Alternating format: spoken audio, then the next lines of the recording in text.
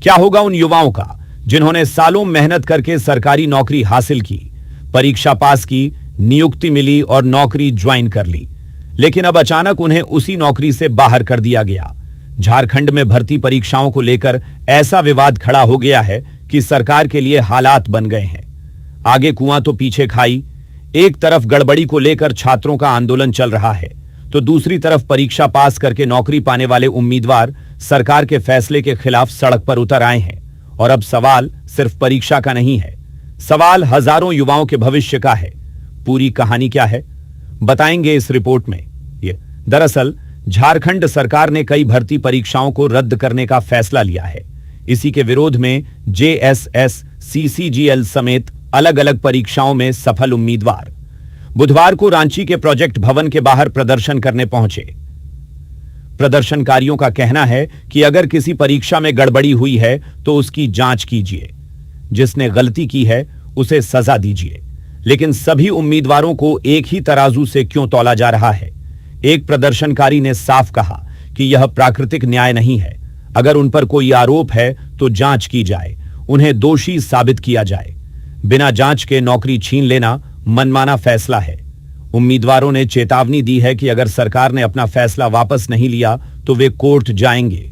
इनका कहना है कि ये नौकरियां उन्हें दान में नहीं मिली थीं। उन्होंने परीक्षा पास की थी, नियुक्ति हासिल की थी और कई लोगों ने नौकरी मिलने के बाद दूसरी नौकरियां तक छोड़ दी थीं। अब अचानक फैसला बदलने से उनका पूरा करियर संकट में आ गया है। सोचिए, जिस ऑफिस में ये कर्मचारी कल तक काम कर रहे थे, आज उन्हें उसी ऑफिस में जाने से रोक दिया गया। यही वजह है कि गुस्सा लगातार बढ़ रहा है। प्रदर्शनकारियों का आरोप है कि सरकार ने भीड़ के दबाव में फैसला लिया है। उनका कहना है कि उनकी नियुक्ति सुप्रीम कोर्ट के आदेश के बाद हुई थी और अब न्याय के लिए अदालत ही उनका आखिरी सहारा है। लेकिन इस पूरे मामले में राजनीति भी तेज हो गई है। बीजेपी सांसद दीपक प्रकाश ने सरकार पर निशाना साधते हुए कहा कि छात्र इस पूरे मामले के बड़े कनेक्शन का पता लगाने के लिए CBI जांच की मांग कर रहे हैं। उनका कहना है कि अगर बड़े स्तर पर गड़बड़ी हुई है तो सिर्फ परीक्षा रद्द करने से बात खत्म नहीं होनी चाहिए। आखिर इस पूरे मामले के पीछे कौन है, किसने गड़बड़ी की और क्या इस मामले में सिर्फ छोटे स्तर के लोगों की भूमिका थी या इसके पीछे कोई बड़ा नेटवर्क भी है? देखिए, बड़ी दुर्भाग्य है कि झारखंड में बच्चों के भविष्य के साथ खिलवाड़ किया गया है। नियुक्ति घोटाला हुआ, नियुक्ति घोटाला, और नियुक्ति घोटाले में अब साक्ष्य भी प्राप्त होने लगे हैं कि किस प्रकार से गड़बड़ी हुई और गड़बड़ियों के तार कहां से जुड़े हुए हैं। वहां CID जांच कर रही है, लेकिन CID के जांच से वहां की जनता और छात्र को संतोष नहीं है, क्योंकि ये दायरा नेपाल तक है। अपराधियों के तार नेपाल से जुड़े हुए हैं, उत्तर प्रदेश से जुड़े, जो CID नहीं कर सकती है। इसलिए वहां के छात्रों की मांग है कि ये जांच CBI से हो और बड़ी मछली पकड़ी जाए। छोटे छोटे मछलियों को पकड़ करके पनिशमेंट देना ये CID का पुराना इतिहास है। इसलिए CBI से जांच होनी चाहिए और दूध का दूध और पानी का पानी होना चाहिए और भविष्य में कोई अपराध इस प्रकार से न हो, इसलिए CBI की जांच करा करके सरकार को छात्रों की मंशा पूरी करनी चाहिए। लेकिन छात्र तो कह रहे हैं कि देखिए CBI की जांच सरकार मानने को तैयार नहीं है और इसीलिए आज हम लोग बैठेंगे और आगे का फैसला लेंगे कि हम लोग को आंदोलन आगे कैसे जारी रखना है, क्योंकि सरकार इस जांच के लिए तैयार नहीं है। देखिए, आज भी वहां पर छात्र अनशन कर रहे हैं और आंदोलन कर रहे हैं और सरकार की मंशा साफ नहीं है। और मंशा इसलिए साफ नहीं है कि दाल में कुछ काला ही नहीं बल्कि पूरी दाल काली है और सरकार के कई ऐसे नुमाइंदे और सत्ताधारी दल के कई ऐसे नेता इसमें फंसते नजर आएंगे। इसलिए CBI जांच से सरकार भाग रही है, लेकिन सरकार को झुकना पड़ेगा। सत्य में जयते होगा, छात्रों की जीत होगी। यही सवाल अब सबसे ज्यादा चर्चा में है। उधर छात्र नेता रविंद्र पासवान ने बताया कि उनका आंदोलन 26वें दिन में पहुंच चुका है। सरकार ने परीक्षा रद्द करने का नोटिफिकेशन जारी कर दिया है, लेकिन छात्रों का कहना है कि न्यायिक जांच को लेकर अभी भी स्थिति पूरी तरह साफ नहीं है।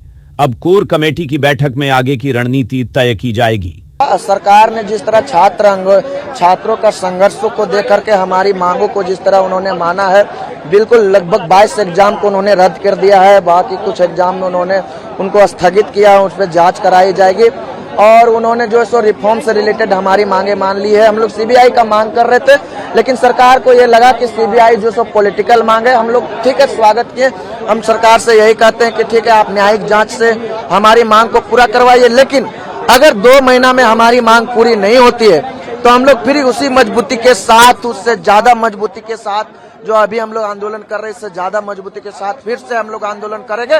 और वो आंदोलन जो है सो बिल्कुल जो है सो हम लोग सीबीआई के लिए करेंगे, क्योंकि सीबीआई हम लोग का मांग था।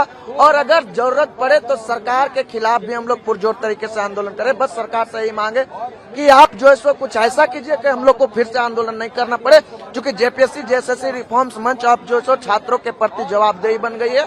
छात्र हित में जो भी फैसला होगा जेपीएससी जेएसएससी रिफॉर्म, यानी सरकार के फैसले के बाद आंदोलन खत्म होने के बजाय अब इसकी अगली लड़ाई की तैयारी हो रही है। सरकार ने दूसरी तरफ परीक्षा व्यवस्था में सुधार के लिए एक कमेटी बनाने का फैसला किया है। आईएएस अधिकारी अमिताभ कौशल की अध्यक्षता में बनने वाली ये कमेटी जेपीएससी और जेएसएससी की परीक्षा व्यवस्था का व्यापक अध्ययन करेगी और 2 महीने के भीतर अपनी रिपोर्ट सरकार को देगी। लेकिन बड़ा सवाल यही है, क्या सिर्फ कमेटी बना देने से उन युवाओं का भविष्य सुरक्षित हो जाएगा जिनकी नौकरी चली गई? क्योंकि रद्द की गई परीक्षाओं में सिर्फ 1-2 पद नहीं है।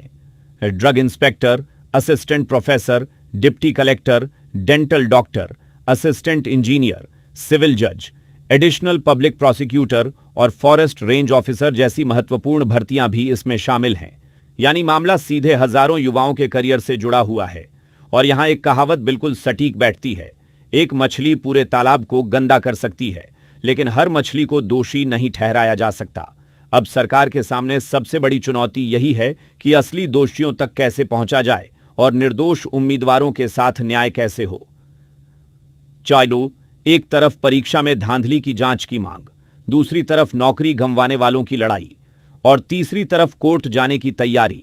तो क्या झारखंड सरकार अपने फैसले पर कायम रहेगी या बढ़ते विरोध और कानूनी चुनौती के बीच कोई नया रास्ता निकलेगा? फिलहाल आंदोलन जारी है, छात्र नेताओं की बैठक होने वाली है और नौकरी गंवा चुके उम्मीदवार भी पीछे हटने के मूड में नहीं है, क्योंकि इस बार लड़ाई सिर्फ एक परीक्षा की नहीं बल्कि उनके भविष्य की है। और असली सवाल अब भी बाकी है, गड़बड़ी हुई तो असली दोषी कौन?